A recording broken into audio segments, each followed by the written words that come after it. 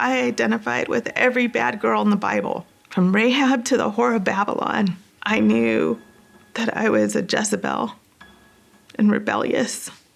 I started canceling things within my own family to spend more time with these men. And I went on for a series of affairs. And I was becoming depressed. And then I was having anxiety issues. I couldn't function at my job anymore. My life was out of control.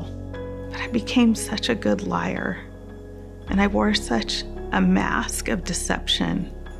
I was not even present when I was with my kids or in church. I was so guilt-ridden and convicted, and yet at the same time, unrepented. I know I should be punished for what I've done. And I would remember thinking about the Samaritan woman, and she had, 5 husbands, and the one she was with now wasn't even her husband. And I said, she ain't got anything on me. The woman caught in adultery, I was all of it. And then I remember being at a retreat, and God said, you want to know what I call you? It's none of those names. I call you daughter. You've been bleeding and dying for a long time, and it's going to be your faith that's going to heal you.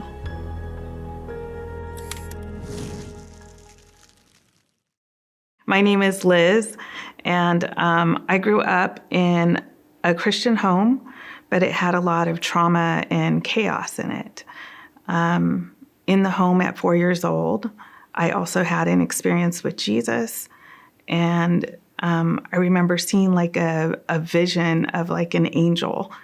And later it was explained to me in adulthood that I would have that experience that stayed with me because it would be one that I would be able to look back on and see how God was in my life the whole time.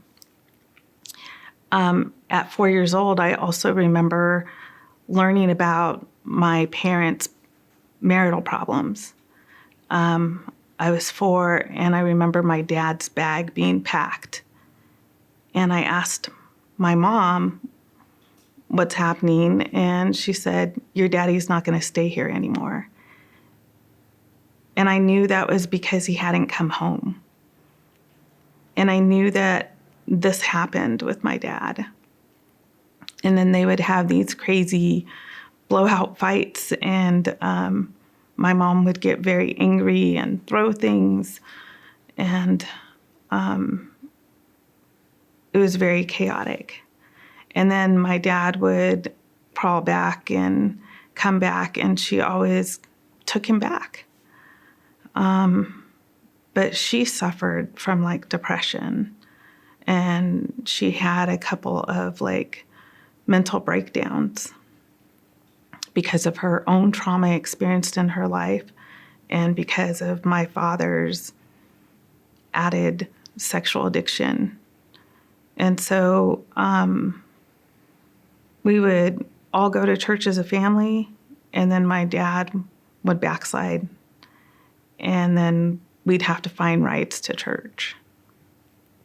And so we did that for a long time.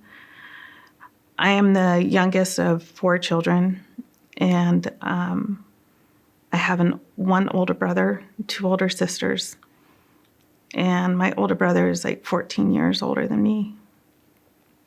He was not happy when my mom had me because he felt like there shouldn't be any more kids coming into this crazy house. And so he was very angry. He was an angry teen, and he stopped going to church at that age. And then he took a lot of his frustration out on me. So I was physically abused by him. Those 2 images of my older brother and my father were my first, exposure to men, really. I was like 10 or 11. But I knew then that I wasn't beautiful, but I could be sexy. And that idea of being sexy really influenced my life.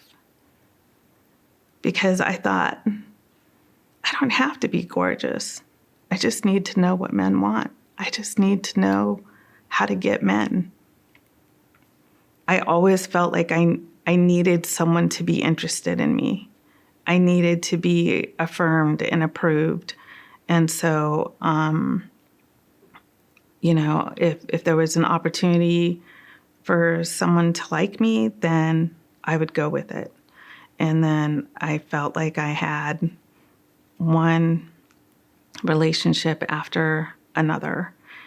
And then I met a more serious boyfriend, and we did not have a good relationship. We were on and off for 4 years. It was very volatile. It was very controlling. It was abusive. And we would always go almost all the way, but we would stop. And so until one time when I was saying no, and he said he just did what he wanted. And then that feeling of, it doesn't matter now. It doesn't matter now. And so we broke up again. And then I went out with someone else, and then it just didn't matter anymore. Why would I have to save myself for anyone or anything? And then I went out with a married man. And then that was awful because I remembered my dad and how much I hated him for what he did. But I took an inner vow when I was probably 18 that I would never be like my mother. I would never put up with what she put up with. And I remember saying, I will cheat before I'm ever cheated on. Then I felt like I needed more men. I needed a friend that I was going out with. I needed someone that I was attracted to. I needed someone who was kind of like a sugar daddy. I needed to be cared for, and one guy wasn't enough because they weren't filling that void. And then that wasn't good either. And then we fast forward a little bit, and I'm feeling just so low and so stuck. And I'm young. I'm only like 20. And then I met my husband. I met him a couple of years ago working on a camp. And he cracked me up because he would give me his theory on women and what women say they want. Like they want nice guys, but then they go out with all these jerks. And he had tests for, you're a nice guy if, the mom likes you more than the daughter. Or they're crying on your shoulder and they say, why can't I meet a nice guy like you? And so, but I was intrigued by him because he was smart and he was funny and he was godly. And he wasn't like any of the men in my life at that point. He had a genuine love for people and compassion. And that was so attractive to me. And so I asked him out, and he blew me off. But fast forward a few months, and my mother is like, hey, that pastor is calling at the house. We didn't have cell phones back then. And I was moved out. And she's like, you should call him. I'm like, I can't call him. I'm in no position to call this guy. And this guy was like, hey, don't worry about being a counselor, but I'm really worried about you. What happened? You were so on fire for God. What happened? Why don't we meet for coffee? And so we meet for coffee. He doesn't even like coffee. But he took me to coffee and we chatted, and I told him about the married man and the other boyfriends. And, I knew at that point that God was already giving me a way back. I knew that I was stuck. And I remember crying in my bedroom in my apartment. And give me a sign. Let me know that you hear me. That you're really a God who hears us. And then I had this beautiful man who was like, I don't care about trying to fill a position. I just care about you. What's going on with you? And so that was the first step to making things right with God, but still not realizing what I needed to do to get there. And I told that guy about how I had asked him out, and he was kind of pathetic that he didn't even know that that's what I had done. And we started dating, and I was like, man, this is such a nice guy. I'll never cheat on him because he's just such a nice guy. And for years, things were great. We started having babies and moving ministries and moving to different states. We had a baby in California, one in Texas, and one in New Mexico. Felt like we were going to have to go to Oklahoma or Colorado if we were going to have another one. But we only had the 3. And so, but I suffered some hurts in church. And I remember a woman came to my house when my young son was there and my daughter was already in the car seat. And she didn't like how I had spoke the night before. And so she just ruined me up and down. And I felt so violated in my own home. And I remember trying to de-escalate things. And she just got louder. And so then I finally just said, you know what? You're going to have to leave. That's enough. You're not going to tell me this in my house anymore. But I was shaking. And my 3-year-old son was watching it. And after that, I started closing all the blinds and making sure that no one knew I was home.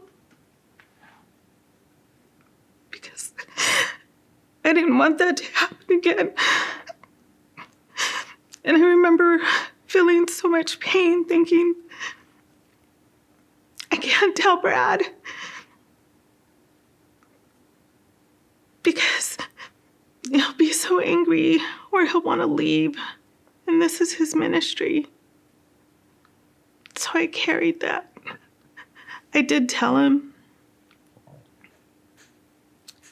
But I didn't know what to do with that hurt.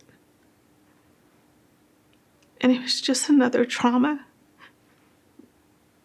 And how could this happen in God's church from God's people? But God's people are just people. They're not perfect. And so I went away from that, but I held on to that hurt. And then we had some deaths in our family. And it was a lot to deal with. And so we lost his dad, and 6 months later, we lost his sister. And I was like, God, don't make me transparent anymore. I don't want people to see how I'm feeling and the hurt inside me. And so I decided I don't really need to have the church to have a ministry. I can go outside and do my own ministry. And so I started having a heart that God has given me for compassion towards people, talking to people, but I started leaving God out of it. And then I noticed that I was lusting after these men. And it didn't matter if they were younger, older, or even gay. And so then I thought, well, what's wrong with me? I didn't know that I actually had like a lust issue, because I was never going to be content. Nothing was ever going to set right because I wasn't truly surrendered. And I kind of rode on my husband's coattails of salvation. I felt like I'm saved because I have a great man. I have a righteous man that I'm married to. I'm saved because, I gave my life to Christ when I was little. And, I'm saved because my mother's praying for me. But, there's an act of loving God. And it takes obedience, and it takes a 2-part relationship that took me years to figure that out. And so when I started lusting after these men, I started sharing things that were intimate details about my life and about me. And I decided I was thought of as being beautiful and sexy again. Oh, I wasn't just going to be a church lady then. You know what? I could be beautiful and sexy. And so I started canceling things within my own family to spend more time with these men. And I went on for a series of affairs. The first one, I told Brad about when he kissed me, and it was an emotional affair. And then I was like, okay, that's it. I'm going to have to leave my job. But I still had this connection and draw to reach out, even when I didn't need to. I didn't understand the whole idea of being powerless over this and needing, surrender. I didn't get it back then. And so I remember saying to myself, well, Jesus, you say that if I lust after a man, then it's just like committing adultery. Well, then what's the difference? I might as well commit adultery. And so I did. There is a difference. There is a difference. The lust is there, but the lust is the seed. And it goes in through your eyes, kind of starts in your heart. And then your body just does what it's going to do. And I couldn't see it. And at that point, I went to, started having more affairs. And I was becoming depressed. And so then I went to my doctor. And so she put me on antidepressants, lowest dose at first. But by my final affair, I was on the highest dose. And then I was having anxiety issues. I couldn't function at my job anymore. And then I had to take anti-tremor pills to help with the anxiety medication. My life was out of control. And I was just trying to figure out where to go from here. I remember at one of the intensives, they were like, well, were you depressed and you started having affairs? Or did you start having affairs and then you became depressed? We didn't know. But I know that my life didn't get better with my sexual addiction. But I became such a good liar. And I wore such a mask of deception. I was not even present when I was with my kids or in church. I was so guilt-ridden and convicted. And yet at the same time, unrepented. I didn't really have that sorrow that breaks me now. I cry so easily now because for years I couldn't cry. I couldn't empathize with what was happening. with my family. And now I break down because I know grace and mercy in a real way. I know I should be punished for what I've done, and there's mercy for me. And why God favors me, I don't know why, but he does. And so then, living this lie, I started to figure out I identified with every bad girl in the Bible.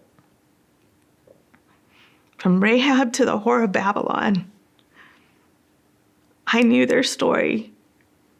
I knew I was Gomer and Brad was Hosea.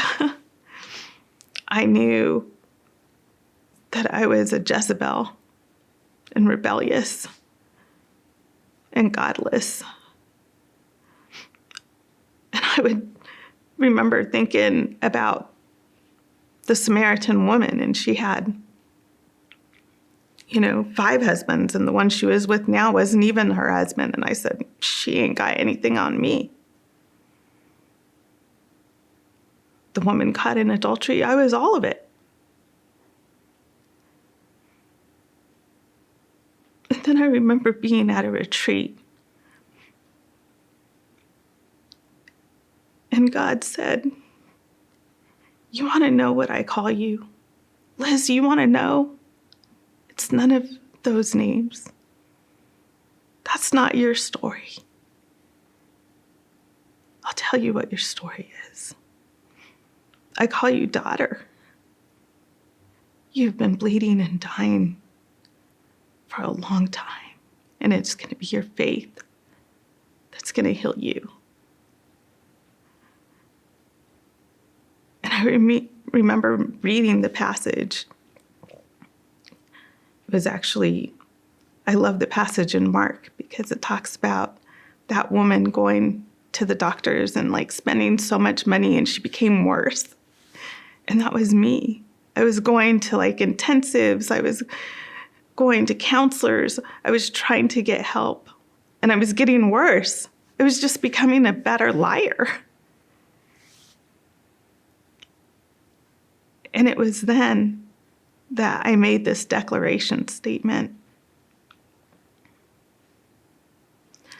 I went to a retreat with a group of amazing women called Wholehearted and Courageous. And in that retreat, William Paul Young was a speaker, which is so unusual for a women's retreat, for a man to be a speaker. And I got a chance to talk to him a couple of times. But he did this documentary called The Heart of Man, and it was on sexual addiction. And so that's what I wanted to talk to him about, because I knew I had the heart of man. I knew that I could be deceived, and I knew that I was. And I struggled with lust and sexual addiction. No little girl wants to grow up and say, I'm going to grow up and be a sex and love addict. I can guarantee that no woman in the church wants to struggle with this and come clean. But that's where my story started to turn. I went to a women's retreat, and the worship leader sung 2 of her own songs. One was called Coming Clean. It was perfect for addiction and bringing the secrets to the light and coming clean. Those hidden secrets that are buried deep, they're coming clean. And the next song was The God Who Hears Me. And it was Hagar. And I could relate to her too, because she wasn't seen and she was abused and used, and she was cast out by Sarah. And God saw her. And so those songs were so powerful. And I went into a dark space the next year because I relapsed. I had technical sobriety. And that's when I realized I was powerless over this. And I needed to surrender. And I was going to have to come clean with people who were praying for me and with Brad. And this time, why would he take me back?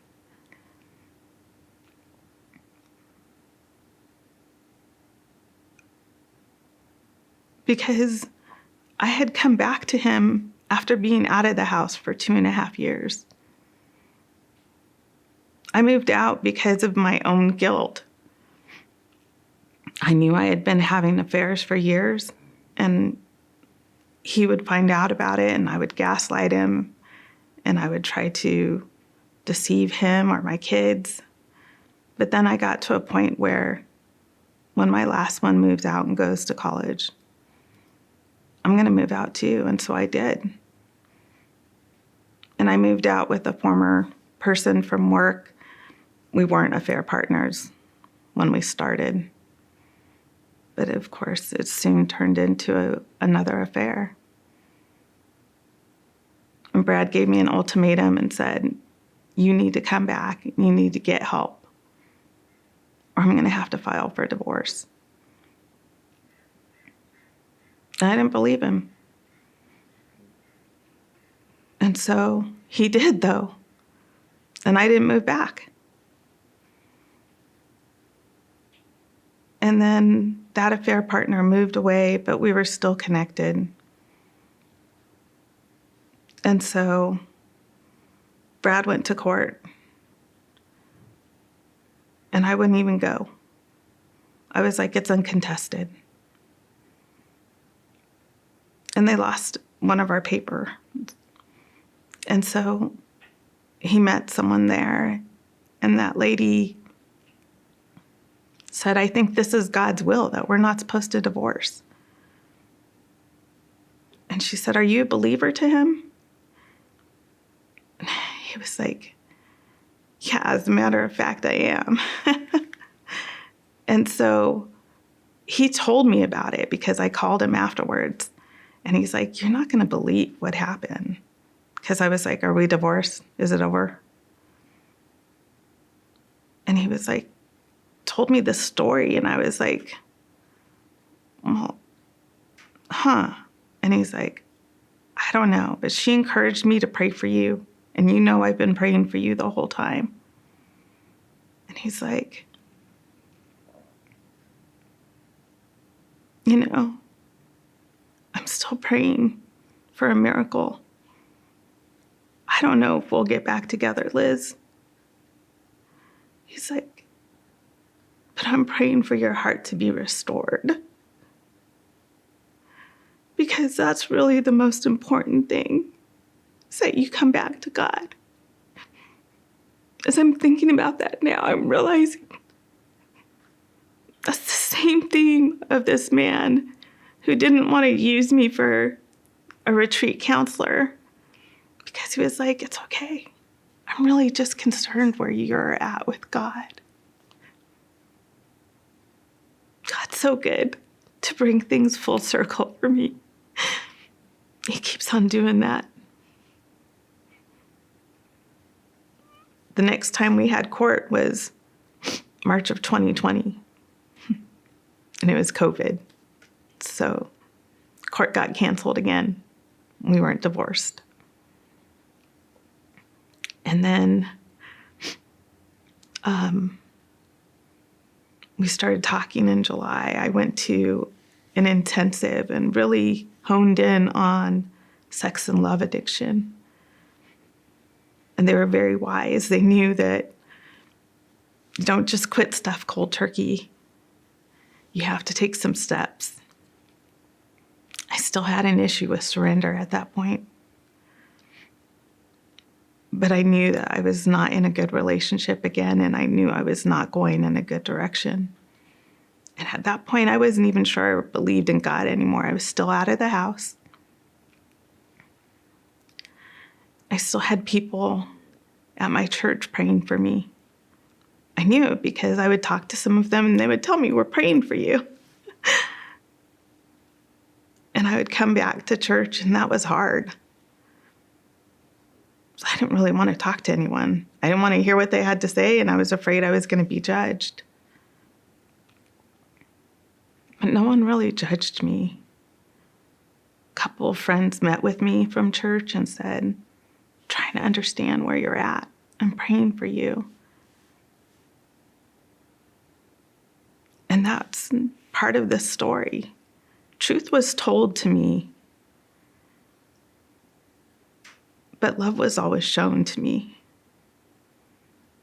Every time I came through those doors, and I would buffer myself, I made sure I had grandkids or kids with me. And they still would always tell me they loved me and were praying for me and for me to call them anytime.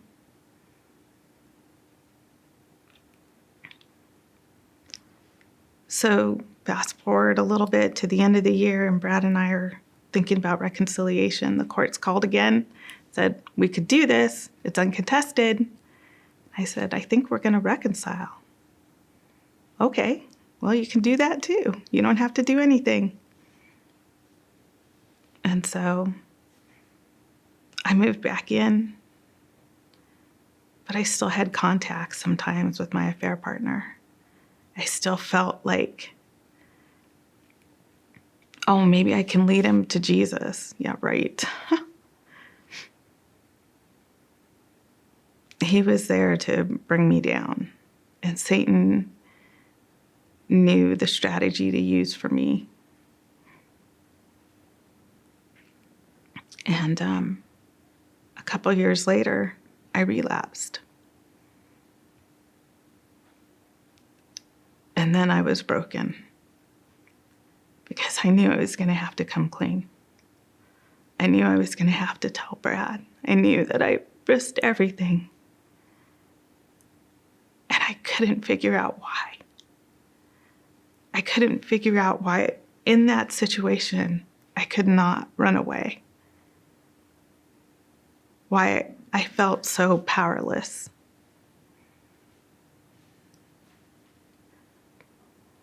But that's what it took. I already had a sponsor, so I called and said, I couldn't stop. I couldn't stop myself. And she said, "Bingo. Are you ready to surrender now? Because if you are, I'll walk through these waters with you." And I was ready. And I knew it was going to take some drastic measures this time because I was going to have to come clean with my kids too, my accountability partners. I was like, "What's going to happen with my marriage?" She's like, "Well, you need to call your counselor because you're going to have to do like a formal disclosure." Again, I'd already done 2. How many more did I had to keep on doing? But Brad just point blank asked me. And I was like, "I want to meet with my counselor." And he was like, "You just need to tell me." And so I did. I told him, yeah, it was true. And then I had already made calls to go to a woman at the well intensive. And even that was God ordained. Because I was supposed to meet with 7 other women. I called this woman, Shannon Etheridge. She had written a book called Every Woman's Battle. And I remember throwing it across the room, and it stayed there for months. And so when I talked to her, she actually called me in person and said, "Hey, I got your message. I do have a woman at the well next week." was like, do you have room? She goes, I knew there was one more woman, but God hadn't told me who it was yet.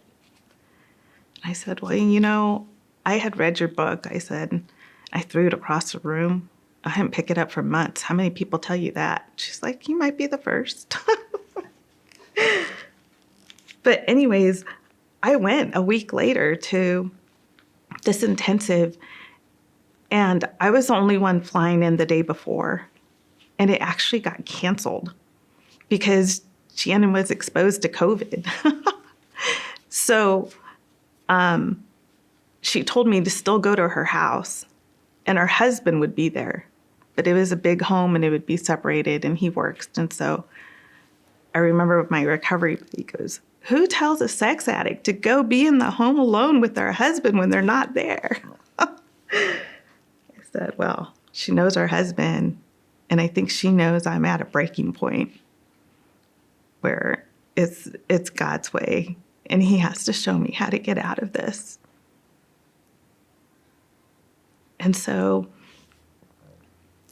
it got canceled because she was exposed to COVID, and she stayed where she was staying at. And none of the other women came. And she said, you can go back home. I had already taken off time from work. Or she said, or we can have like intense coaching. And so that's what I did. I stayed at her house. I worked for some of the days, telework, and then I had intense coaching with her. And it was exactly what I needed. I needed like a precursor to get me on the right track. And so I started my sobriety then with her. And I told Brad, I'm going to go to an intensive next week. I'll be gone. And please be praying for me because I don't want to do this. And I don't know why he did what he did, but he said, you need to just go into the other room. And I'll decide if this is going to work or not. I'm going to be praying too. And so when I came back, I was still in the other room for a long while. But it was okay because now I was fully surrendered. Now I was willing to do whatever I could to get out of this. And so I got myself into a support group. And I remember walking into this meeting, and I could identify with all these men, 35 men. Seems like it would be counterproductive for a woman to go in there. But somehow God uses those meetings to reform our hearts, to hear the stories and know that you're not alone. You're not suffering out there by yourself. Satan will make you think you're the only woman sex addict out there. But that's not the truth. And more women have come. And I have a huge community of women. And I'm so grateful to God for that. Because once I surrendered, once I finally said, I can't do it. I can't do it, Jesus. He said, okay, I'll carry you. I'll pick you up. And he did. And he has. And he's brought restoration to my family and to my husband, our marriage. And now we claim what God has spoken over us. Our love story, that's what it was called when we got married. A love story was interrupted, but not over. So this time was different because I knew that it was just me and God. before I felt like I was making the right steps to being back in like good graces with God. So I was essentially like doing works for my faith. And God was requiring a broken heart, a contrite heart, a heart that was going to be surrendered, a heart that would be willing to work at this relationship with him as much as any other relationship. And I hadn't come to that point yet. When I realized I was powerless and I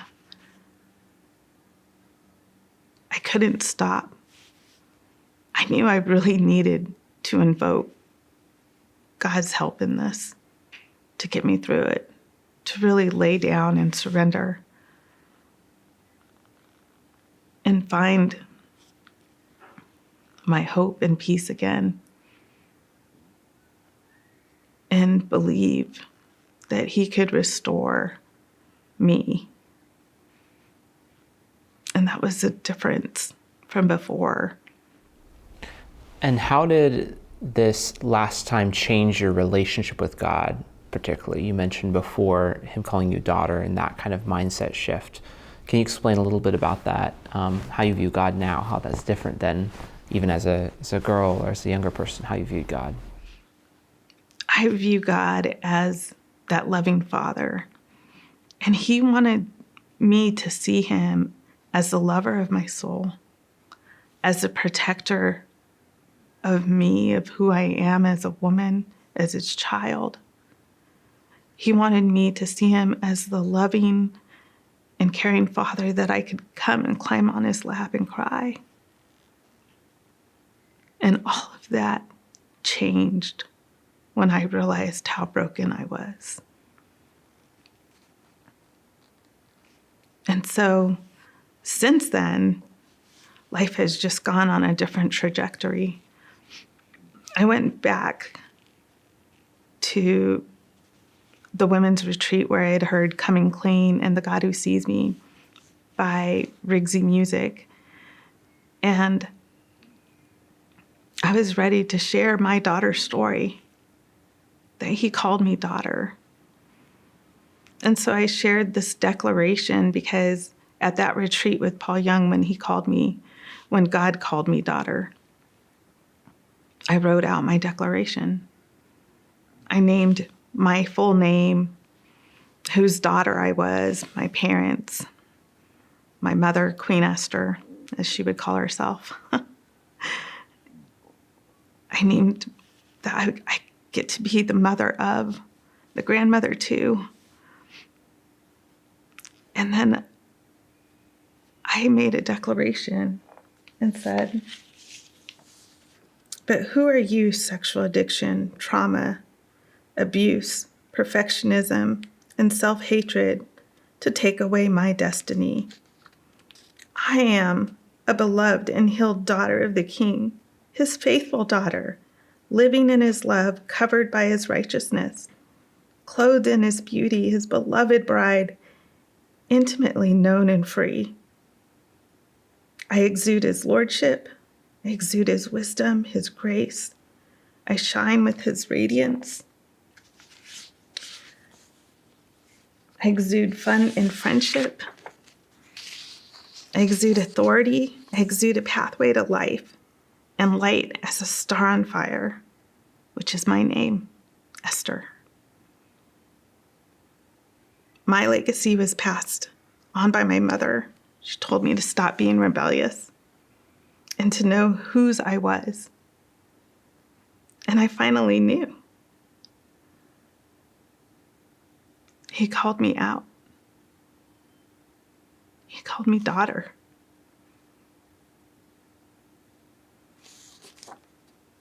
That was pivotal to be able to share that with the women who had prayed for me. To share that I'm walking in recovery. And to know that. And from that testimony, Kasaan was there. And she called me 2 weeks later on my birthday, and she said, I have a birthday gift for you. I've been wanting to use Jezebel in a song, and it's your story. Did you say you were a healed daughter of the king? Yes. Can you write? Do you have what you wrote out? I said, yes. Send it to me. And she wrote this beautiful song, which is my story. And so I was able to say that this is what I thought I was. I thought I was unsavable, unlovable. But God called me daughter. I wrote that declaration in faith, even before I received my healing. And now I'm speaking about the story behind the song Daughter. Now I'm sharing with so many other women that you don't have to accept the life you thought you had to live, that you can walk in freedom. Those chains can be broken, the generational curses. You can walk in God's glory and be intimately known and free. One of the beautiful ways that God has restored what the locusts have eaten in our life has been that this year we celebrated 33 years, and we went on a cruise with all our kids, a niece that we had raised from the age of 13 with her husband and her 2 children, my oldest son and his wife and 2 children, and my son and daughter and their spouses. And what an amazing moment to have a vow renewal on that cruise. There was 14 of us. God was so good. I hurt my family so miserably in this addiction because that's all it does. It just takes. We give and we never get back what it takes. But for my adult children to be around us, to support us and love us so much, that I can talk to them on the phone and joke with them, that they have a relationship with me, a mother who hurt them, neglected them. That is God's grace and his mercy. I'm so grateful to God for restoration, for reconciliation. I don't use those words lightly. I know what they mean. If you had anything to say to somebody who was in that place, what would you say to them? I would tell them to start with surrender. I would tell them that there are steps in place for a reason and for a purpose. That confession is good for the soul. Find a trusted friend. Get into some people who will care for you as God does. I would say, go to church, because there's not perfect people there. There's actually sick people there who are trying to get better. It's a hospital for the sick. And you can be made well. There's love. God's grace is relentless. He pursues us like no other. I mentioned that the prodigal came to his senses when he was in the pig slop. So sometimes we have to be in that position where we look around and say, this is not my best life. And life without God, and I've done it, is no way near better than life with God. Well, Liz, can you pray to end our interview? Sure. Dear God, thank you so much for your love, grace, and mercy. Thank you, God, for what you've done in my life, for the gift of restoration, for taking a broken woman and bringing her into wholeness. Father, I pray for the many women out there who are looking for their identity and thinking that it's in being sexy or being their own God. But I wouldn't want to follow any of them as a God, because there's only one true God, and that's you. Lord, I pray that you will just touch the hearts that hear my story and can relate to parts of it, and that you will bring them back into connection with you. In Jesus' name, amen.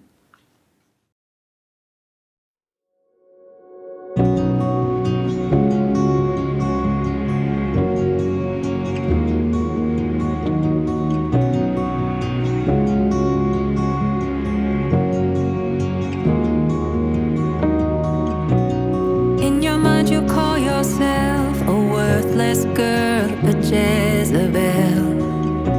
And in the mirror you've always felt you wish you could be someone else. Imperfect, unlovable, too much, unsavable. You said it so long you believe it. But that's not how the story goes. Listen to the heart of the Father. He calls you beautiful. You're his loved and precious daughter. He names you, he names you, daughter, daughter. He made you, daughter.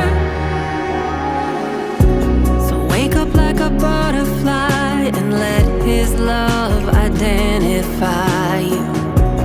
Leave behind the violent lies and let the Holy Spirit guide you. Put on your royal robes, pure white, crown of gold. Look in the mirror and believe it. Ooh, I think it's time you believe it. 'Cause this is how the story goes. Listen to the heart of the Father. He calls you beautiful. You're his loved and precious daughter. He names you, daughter, daughter. He made you, daughter.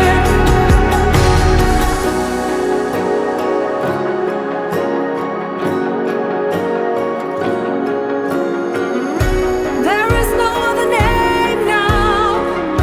There is no other name now. He loved you when you thought no one could love you. Listen, he calls you daughter. There is no other name now. There is no other name now. He loved you when you thought no one could love you. Listen, he names you, daughter, daughter. He made you, daughter.